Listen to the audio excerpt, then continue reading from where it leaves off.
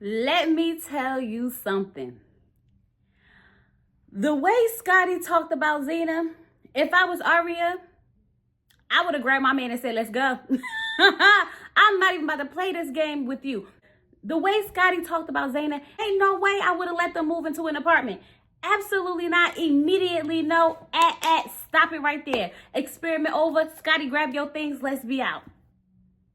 Hey y'all, it's Chloe and we're back with another video. This is the Ultimatum Season 3, Episodes 2 and 3 combined, okay? So we got some things to get into, but before we do, I need you guys to do me a favor. If this is your first time here, sit back, relax, watch the video on through. And if you like what you see and you like what you hear, go ahead and hit that subscribe button. If you are one of my lovely members or subscribers, hey y'all, how y'all doing? I'm doing okay. I just got finished recording the last episode, so if I look the same, it's because it's the same exact day. Let's get into this review. So I'm going to start with the cocktail parties because I feel like some of these days I just don't want to talk about because honestly, it doesn't really matter what y'all talk about if y'all don't end up together. So let's start at the cocktail party. Now, I already knew that this cocktail party was going to be a little weird and a little awkward, only because now these people have really been dating and getting to know each other, and they're all about to be in the same space. Ari decides that they should play a game, and the only game she could think of is Never Have I Ever. Nick came out swinging. Never have I ever had an orgy. Nick, what show you think you want? Because what? Then he was like, but you was at the sex party. I'm like, oh, Nick, you into some things, huh? She's talking about something he didn't participate. No, Sandy, he told you he didn't participate. I'm sure he participated in the orgy. Nick gives me, I do orgies. I don't know. Something about him says I do orgies.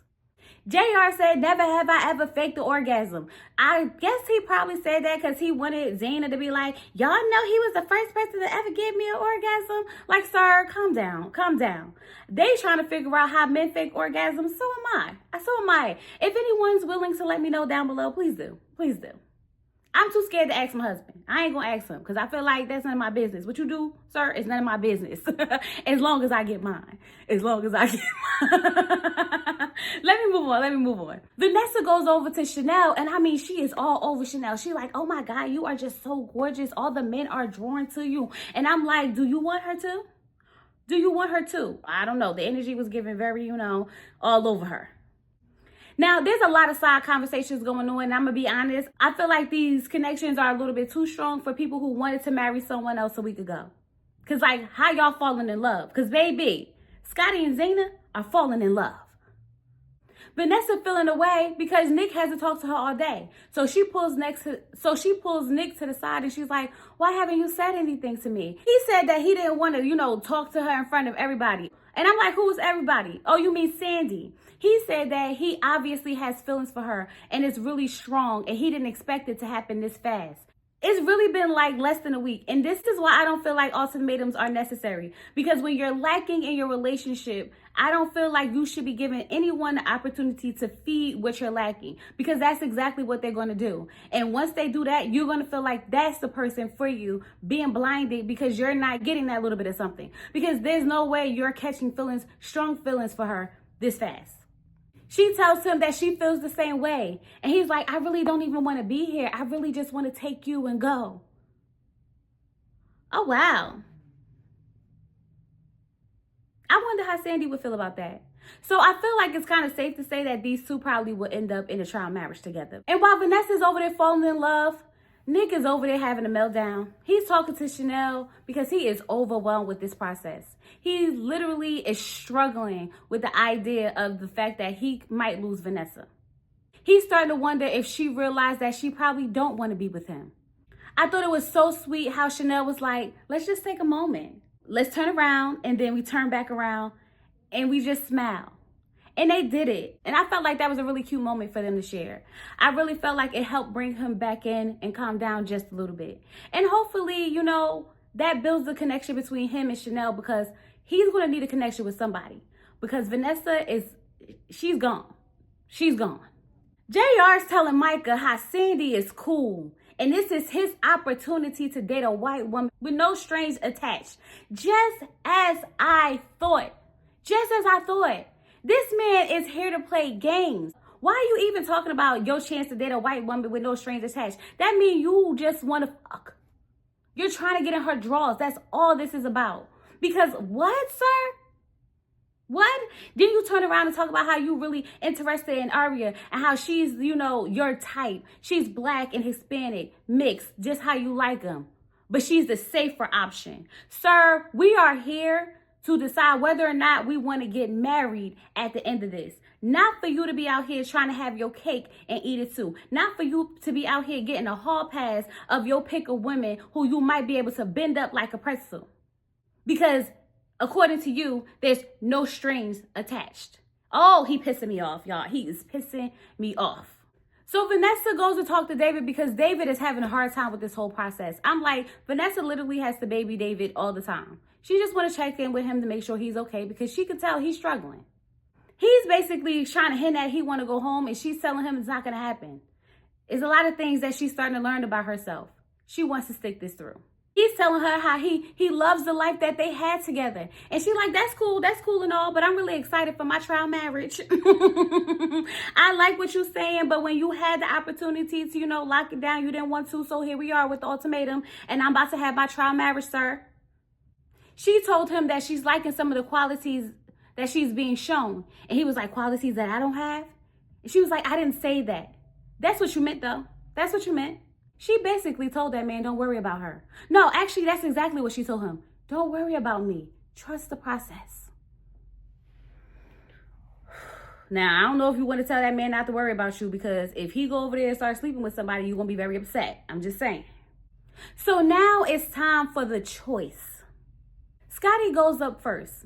Scotty said that he wanted a partner that he could really trust. He said that him and Zaina have really gotten to know each other and connect and get really deep really quickly. He said that he knows that she would be the best mom and the best wife. He said that in his past relationship, he was fighting for her to see him for who he really was. He said that every time him and Zaina spoke, he felt seen.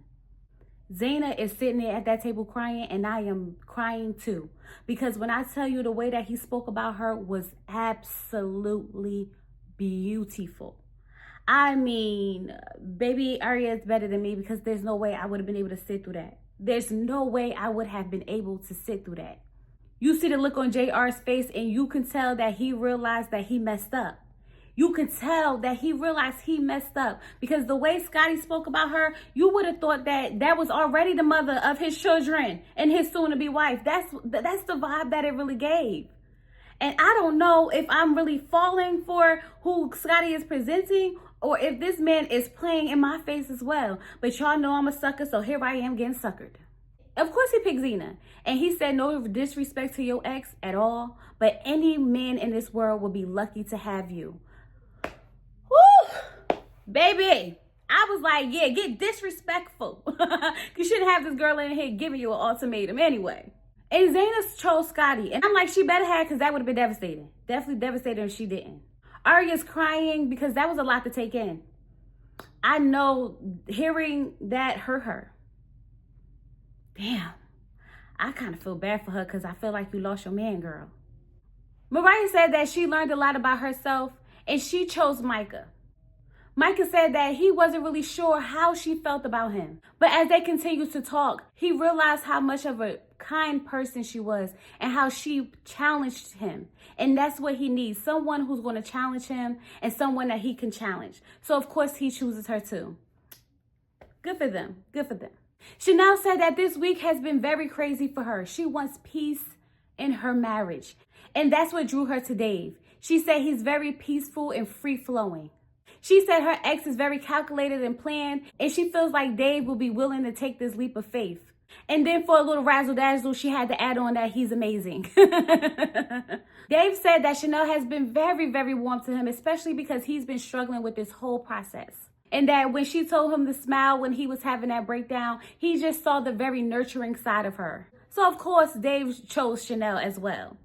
Micah got emotional, and he's like, damn. I said, Micah, you just got matched up. Chill out. He said, just make sure that she's safe. Because if she's not safe, then you're not safe. And he's saying all this with tears in his eyes. Baby, y'all signed up for a dangerous game. I don't know why y'all like to play with danger, but me personally, I could never. I could never. So now it's JR's turn, and y'all, I've been waiting for this because I needed to see with my own eyes who this man was going to pick, okay? We already know that he has a connection or a sexual attraction to Sandy and that he feels like Aria is the safe bet. So we just need to figure out which route he's going to take. Is he going to take it where he can go ahead and bend her over and bust it wide? Or if he's going to take the option where he might actually have to put in some work and build a connection? We're going to see. He said with Aria, they have similar backgrounds and upbringings. They had a really deep connection. But he said with Sandy, there's like a passion there, okay? He's really big on physical touch and she gives him that. Yeah, you just want to get your rocks off. Bye, JR. You just want to get your rocks off. Sandy's like, I see your heart. No, you see his print. Let me move on. Let me move on because they pissed me off so bad. They pissed me off so bad. So JR tells Aria that she's a sweetheart and she wears her heart on her sleeve. He's saying such nice things about her and she's crying. And she's like, she's not used to hearing, sweet things from her partner. And I'm like, hold up now. Because now I'm side-eyeing Scotty because Scotty just gave the performance of a lifetime to Zaina. So you mean to tell me that you was able to pull all of that out for Zaina, but Aria is sitting here talking about how she doesn't hear nice things from you at all?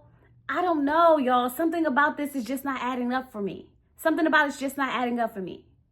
Now Nick is arguing with Sandy because he's like, well, damn, I seen you open up more to him than you have with me in the last couple of years. I have done nothing but ask you to open up. I have been vulnerable with you and you sit here and do it with him in a matter of days. She's like, you're the one who brought me here. You're the one who brought me here. I said, be careful what you ask for. Because now they're going back and forth, ruining the session because we're waiting for JR to make his choice. But y'all want to know something? I'm not really surprised. I'm not really surprised that he picked JR. I'm not really surprised that JR picked Sandy. I'm not. And Aria, you are lucky, girl. You dodged a bullet. You dodged a bullet. As much as I thought I probably would have wanted to see them two kind of do this trial marriage, I'm glad that he did not take her through the things that he is about to do.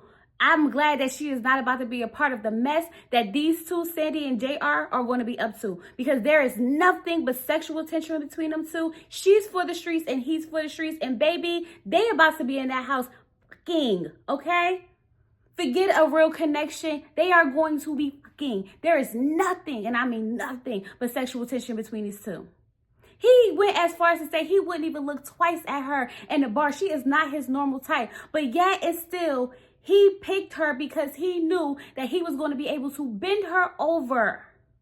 Let me go. Let me move on. Let me move on because it's other couples that are about to go through a trial marriage. Vanessa stepped in because she wanted Nick to know that, anybody would be lucky to have him, especially her. So, of course, we know that Vanessa and Nick chose each other. He said that he is so happy that she is here because he would not have been able to get through this process without her. Aria picked Caleb, and I really didn't have anything to say about them two. I really just feel like it's platonic. I feel like they really are going to help each other find the best versions of themselves. So here are our new couples. Caleb and Aria, JR and Sandy, Scotty and Zaina, Chanel and Dave, Micah and Mariah, Nick and Vanessa.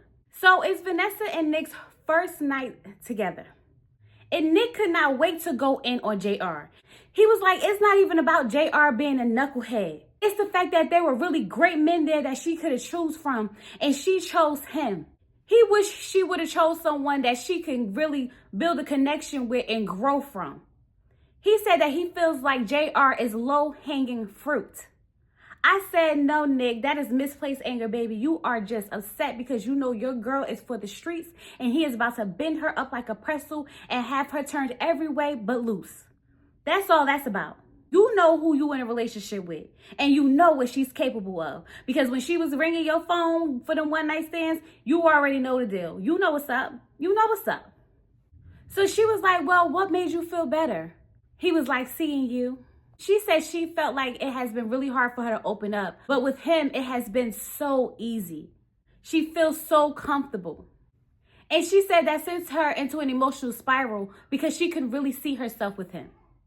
So it's Sandy's and JR's first night in the house, of course. And the first thing, of course, he's going to ask is she okay with sharing the bed? Of course she's okay with sharing the bed. You knew that. These two work my nerves so bad. They really do. And of course, everything is about sex. There's like this big chain decor on the table. And he was like, oh, we got the kinky room. No. It's getting old now. It's getting old. The first sex joke may have been cute. Ha ha ha ha ha. But we already know what you're here for. Technically, you're here for a hall pass.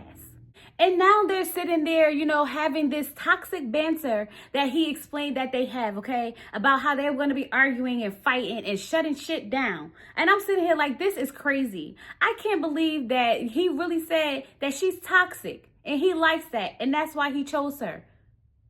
I am really confused at the direction that this is going to take. I am really confused at the direction it's going to take. When they're sitting down talking, she brings up the fact that she thinks Nick is really upset and jealous of JR. I say he's absolutely probably going to be jealous and upset because he knows that JR is about to turn you every way with loose and you're going to let him. Yeah, he should be. He should definitely be worried. Chanel and David are talking and David's feeling a type of way. He said he was staring them down because Nick grabbed the rings. And I'm like, wasn't he supposed to grab the rings? I don't know. They said take the rings to propose. So I guess he feels like, you know, Nick is going to propose to Vanessa. So he's really in his feels over this situation. He said he was staring them down. She said, I couldn't even look. I just looked at the candle. I couldn't take it. David's talking about how, you know, he's going to be thinking about Vanessa in the morning, in the afternoon, tomorrow, next week, 24 hours in a day. I'm like, child, y'all might as well just go ahead and hang this up because he's not going to give Chanel the proper experiment for her to really figure out what she needs because he's still going to be dwelling on Vanessa and what she got going on over there. I hope she blocked him. I hope she blocked him because it's going to take away from Chanel's experience and I don't want that for her. Mariah and Micah's first night sitting down, I don't even know what this is about. These two picked each other for fun because they are so awkward together. They barely have anything to talk about. I mean, you can cut the tension in the room with a knife. Aria is talking to Caleb because she feels like she may have lost her Scotty. She is an emotional wreck, and I don't blame her because after the things that she's seen, heard, and witnessed today, she really should be in her feelings. But I really feel like Caleb told her some really, really good advice, okay? He told her, listen, don't focus on that. Focus on yourself. Get what you need out of this. Learn what you want so that you can grow. And then they could come out being better versions of themselves. At this point, Aria, I feel like that's what you're going to have to do, sis. Because at the rate that Scotty and Zaina going, you might not have a man to focus on at the end of this anyway. Because I can promise you, you're not going to leave with Caleb. I do feel like they have a connection, but it's completely platonic. And they'll really be good friends. I feel like they'll be a good support system for each other in this process. But as far as like walking away together, absolutely not. Absolutely not. Zaina and Scotty's first night together, they're sitting down talking, and you know, he was trying to figure out what was wrong with her because he could tell that when they were walking away, her mood was off, okay? I feel like she kind of felt bad because she knew Aria was really upset, okay? He told her, forget about all of that. I just hope that you heard what I told you because I really meant that. Ooh, Scotty is in deep. He is in deep. She told him that she's going to try to be the best trial wife that he has. She's going to be loyal. She's not going to text JR, call JR, do any, reach out to him in any type of way. So she's really going through with this trial marriage as if this is her husband and JR is her real ex. I'm glad you are because JR is going to do him, sweetie. He's definitely going to do him. So I hope you do you. When they were in the bed talking, he said that he was questioning if he was moving too fast. But then he had to stop and think like, if I'm having the question, then that means that it's just coming natural. And he don't want to stop it. He's just going to let it flow. This couple is dangerous. This couple is dangerous. But I'm still going to keep my eye out for Scotty. Because usually when men seem too good to be true, they usually are. So we just have to wait and see. Aria is telling Caleb that she hopes Scotty is sleeping on the couch. No, girl. No, girl. He's all up in that bed with that girl. All up in the bed. Now, Sandy and JR are in the bed together, and they finally decide to, ask each other what their real names are. Considering the fact that they've been having all these deep conversations, this is the first time that, they decided to ask that. He said his name is John Richards. I said, yeah, just JR, because no, immediately no. And her name is Sandra. That's nice to know. Nice to know once you finally get into bed with each other. Now, I'm not going to lie. When they turned that lights out, I think I heard that man said, I'm horny. I'm pretty sure that's what that man said. But the subtitle said, I'm happy you're here. That's not what I heard. That's not what I heard. Because why would he whisper, I'm happy you here? I'm definitely sure he whispered, I'm horny. I know I heard what I heard. I'm sorry. I heard what I heard. So Micah and Michelle are up at 3 a.m. texting each other back and forth, back and forth, back and forth. They both sneak out. So we already know what that's about. They're going to go find each other because they can't take it. They can't take being apart. And I kind of understand it. Being with somebody for so long, you don't want to be away from them. They're probably really struggling and having a hard time. After I saw that awkward conversation that Micah was having, I know that he was missing his Chanel. So I'm sure they probably snuck off to go be with each other. Now, I don't know how many times they're going to do that, but I feel like if that's something that y'all want to do, then y'all need to just go ahead and leave this process, because that's not fair to the people you are in these trial marriages with. Especially because poor David was like, I'm so worried. Like, are you okay? Are you sure you're going to be all right? Like, do you want me to come get with you? Do you want me to text me if you need me? Like, poor David's worried because she decided she was talking about she needed to go get some air at 3 o'clock in the morning. And then on top of that, Chanel came back in the house at 8:30 a.m. Baby, the way I would have been like, where was you at? What was you doing? Crazy work. Nick is telling Vanessa that he ran into Sandy while he was getting coffee, and she told him that her and J.R. kissed. Baby, her and J.R. been kissed. He is now having a nervous breakdown. He is having a moment. He said he feels so alone. She's like, you're not alone. I'm here with you. And he was like, I need a moment. I need a moment.